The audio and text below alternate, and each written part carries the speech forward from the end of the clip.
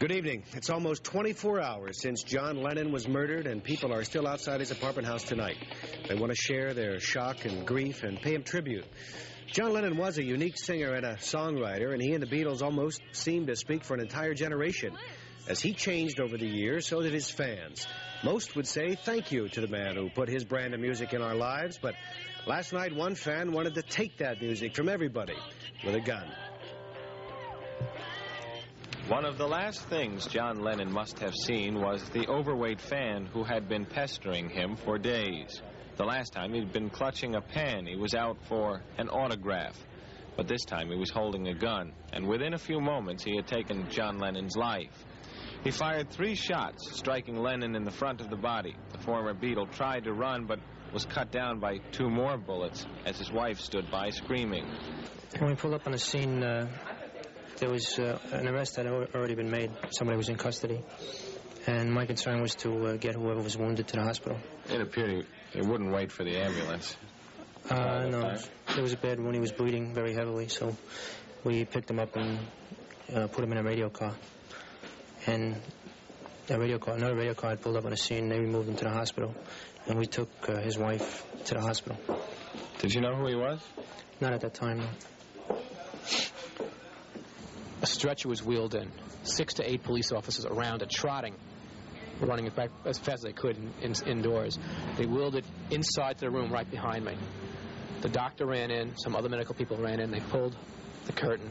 One police officer stood next to another police officer and whispered, "It's John Lennon." At about 20, quarter to 12, I heard a woman's voice. "Oh, no, no, no, oh, no." It went on for about a minute, minute and a half. It was constantly repeated. No other words that I was able to make out. I asked the police officer, "Who is that?" And he said it was Yoko Ono. WNEW-FM, you're on the air. Hello. How could somebody like John Lennon be killed? What kind of a country is this? I remember saying this before. I remember saying this when John Kennedy was shot. I remember saying this when Martin Luther King was shot. I remember saying this when Bobby Kennedy was shot. Radio stations around the nation were flooded with calls, people who just wanted to talk about John Lennon. The word shot through the city nearly as fast as the bullets that had prompted the news.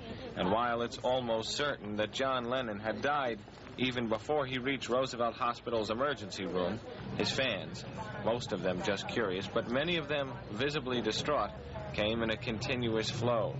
I will stay until the sunrise at the foot of this hospital and pray for his soul. Any of you who would show your love for him, please stay with me as long as you would like and pray. Praying the rosary. Lennon's fans, some of whose lives had been touched by his vitality in life, were coming to grips with his sudden death, his violent death. Some of the same people who had stood in the cold to buy concert tickets stood in the chill last night to watch his body being taken to the morgue. And from news reports, they would learn of a suspect whose motive was still a mystery. 77 WABC, New York's radio station. Mr. Chapman came up behind him and called to him, "Mr. Lennon," as he arrived at that doorway. And then in a combat stance, he emptied the Charter Arms .38 caliber gun that he had with him and shot John Lennon. Police say the alleged gunman had met John Lennon once before that same day to have a record autographed in front of the Dakota. Why did you come here to the scene tonight? Well, I heard the news a while ago. Found it to be very shocking, and I just wanted to come sort of pay my respects in this manner, sharing the grief with everybody else.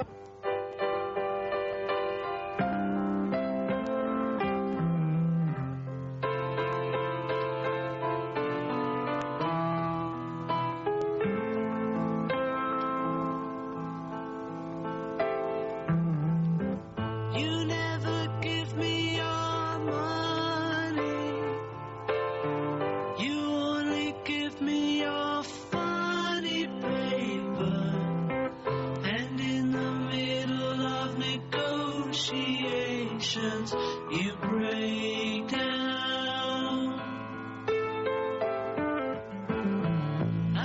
WFM, you're on the air. Isn't it ironic that on a night of immense love throughout the city of New York, on the first night of real holiday spirit, when the lights on the Christmas tree at Rockefeller Center would be turned on, John Lennon would lose his life.